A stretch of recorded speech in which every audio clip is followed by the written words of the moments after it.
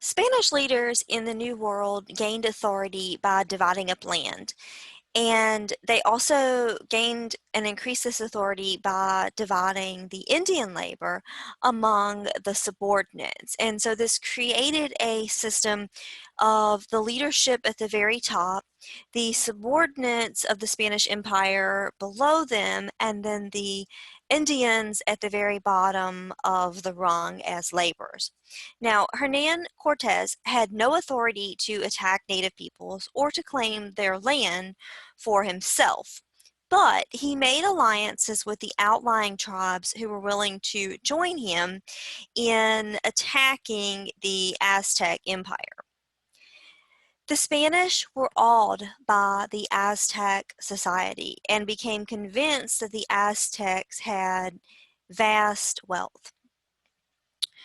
Cortes marched into Tenochtitlan in 1519, and despite the very early losses of Cortes and his army, he was able to conquer the city in 1521 with the help of those neighboring tribes who wanted to overthrow the Aztecs and a smallpox epidemic. Cortes claimed this region as New Spain. The Spanish had similar successes in Peru when, in 1524, Francisco Pizarro conquered the Incas, and this victory gave the Spanish access to vast supplies of silver. Spanish soldiers explored the Gulf Coast from Florida's Tampa Bay. Though they encountered a lot of obstacles, they went as far as Galveston Bay. In 1539, a North African man named Esteban tried to find this fabled 7 golden cities. Now, he was killed by the Zuni Indians, but the surviving men continued, and they spread stories of wealthy cities in this area. Francisco Vasquez de Coronado was angered to discover that the 7 golden cities were really just 7 little villages.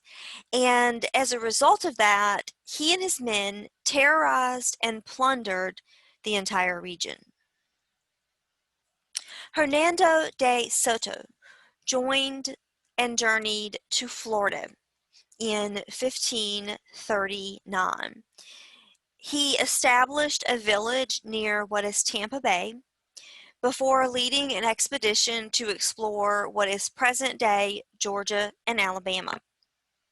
Despite the loss of men and supplies and the death of De Soto himself, the group became the first Europeans to actually see the Mississippi River.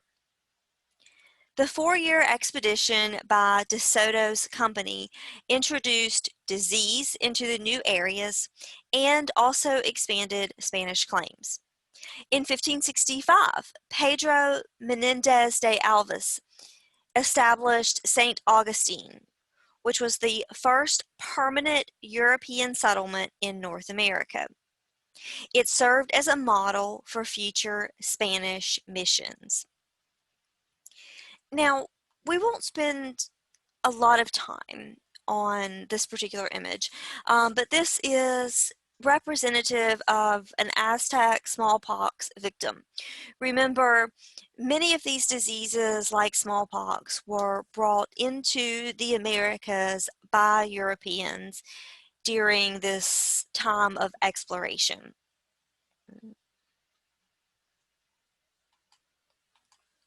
Here we are able to see the various areas of exploration, as well as the settlements of American Indians and the Pueblos.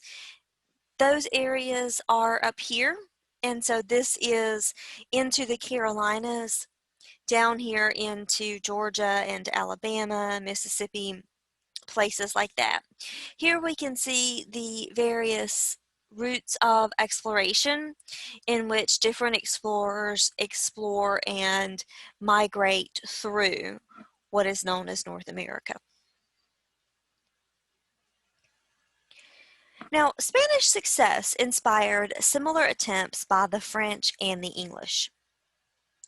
In 1524, Giovanni de Verrazzano led a French expedition from North Carolina to New York Harbor and then continued north and claimed all of these coastal lands for France. In 1534, Jacques Cartier sailed the Gulf of St. Lawrence and pushed deep into Canada, looking for a passage to the Pacific. An initial settlement at Quebec in 1542 failed. England's earliest ventures were financed by noblemen, not by the English crown. These noblemen were men who had amassed significant wealth, and while they held power in their communities and in their townships, they were not royal subject, or they were not royal people. The English attempts to colonize the Newfoundland in 1584 and Maine in 1584 failed. In 1585, Sir Walter Raleigh financed a settlement on land that he called Virginia. A group of soldiers founded a colony on Roanoke Island and assert English claims and launched attacks on Spanish ships. This settlement lasted for 1 year. In 1587, Raleigh sent a second group to Roanoke. This group of men, women, and children disappeared by 1590.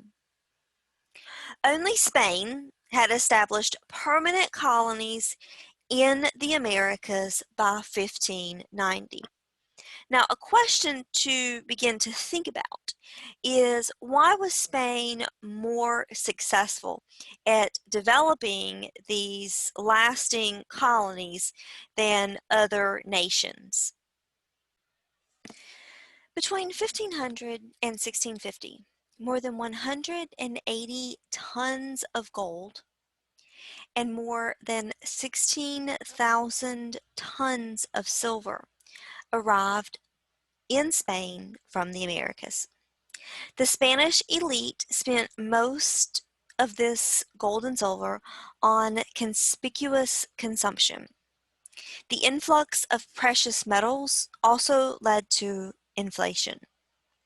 Now, conspicuous consumption is really excess consumption, or just buying a lot of stuff that we don't really need, just because we can buy those things. The poor could count on employment as soldiers and sailors. They were fueled by the wealth that was coming out of the Americas. And Spain, as a result of this massive number of soldiers and sailors, were able to expand their grip on both Europe and Africa. Engaged in a vigorous internal debate, church and state leaders in Spain argued and debated the necessity to convert Native Americans and to treat them humanely, as opposed to exploiting them for economic gain. So there becomes this internal question in Spain between the leaders of the state and the leaders of the church. And they're trying to decide how Native Americans in these areas that Spain has conquered should be treated. Should they be treated humanely and ethically? Should they be exploited? Should they be forced to convert to Catholicism in order that their souls be saved, according to the Spanish Catholic Church, or should they be allowed to live in peace and practice their faith?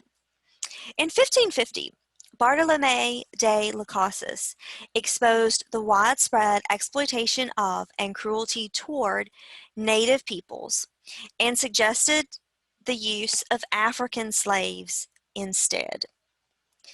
Now, De las Casas' work was very graphic and explained in vivid and horrifying detail of the various abuses that were being committed upon the native people by Spanish soldiers and Spanish sailors, and in some cases, members of the Spanish church, because natives were resisting conversion to Catholicism. Now, there were many different views of the Spanish leaders on how the natives should be treated. Some believe that the Spanish had a right and a responsibility to, quote, civilize the natives, particularly when they did not recognize Spanish superiority. Others, like Theodore de Bry, shaped Europeans' views of the natives by portraying them as subhuman savages. Riches from America increasingly reached other nations and other empires. The Netherlands became a center for Spanish shipbuilding and trade, and the desire for a greater share of America sparked new imperial visions in France, England, and the Netherlands. Now, here we see some engravings from Theodore de Bry. And these engravings are representative of what he saw and wanted to portray about the Americas to Europe. So, what messages might de Bry have been trying to convey about those racial differences between the Spanish and the Native Americans? And here we're seeing some different things taking place. The conquistadors at the center are darker and the Indians are lighter. So, there's this inversion of supposed racial traits. The cultural attributes that we can see here are that these natives live in forests, they are nude, they are lacking any sort of civilization, they are just untamed. And then finally, we can see in this image that Spain really only has military and geopolitical interests in the Americas. The goal of the Spanish is really to civilize and make submissive these people that they believe to be savages.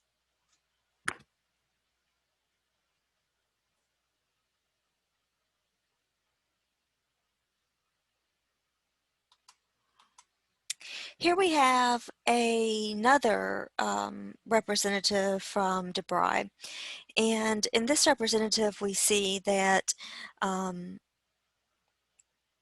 this particular image, natives are not solely victims. And what we can see is that Native Americans are in front of Spanish houses, so torture could be this normal way for them to deal with the foreigners. In contrast, the supposedly civilized Spanish are living in houses where the natives are living in the woods. In this particular image, we see that the natives are launching attacks on the Spanish here, who are, here we see some Spanish, who are just trying to help them to improve their way of life. There are a couple of other images in your book. Here we have a map of North America. I'm sorry, of North Africa.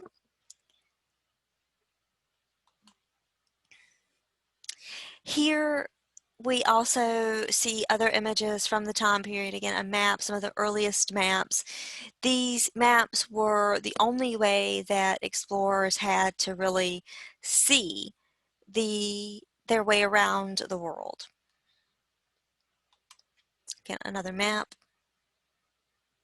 other maps.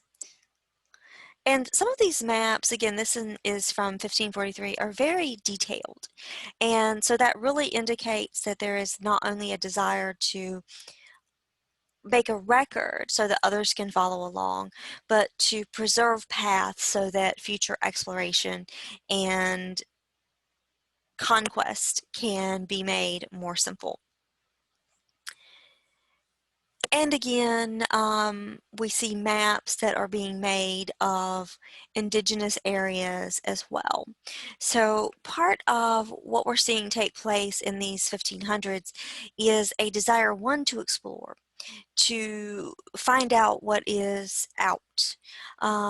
Certainly a desire, definitely on the part of the Spanish, to amass not only wealth, but their sphere of influence by setting up missions, by creating trade centers, by settling and civilizing different territories. And then we also see the desire to have others to follow along to explore these new territories. That brings us to the end of chapter 1. Thank you.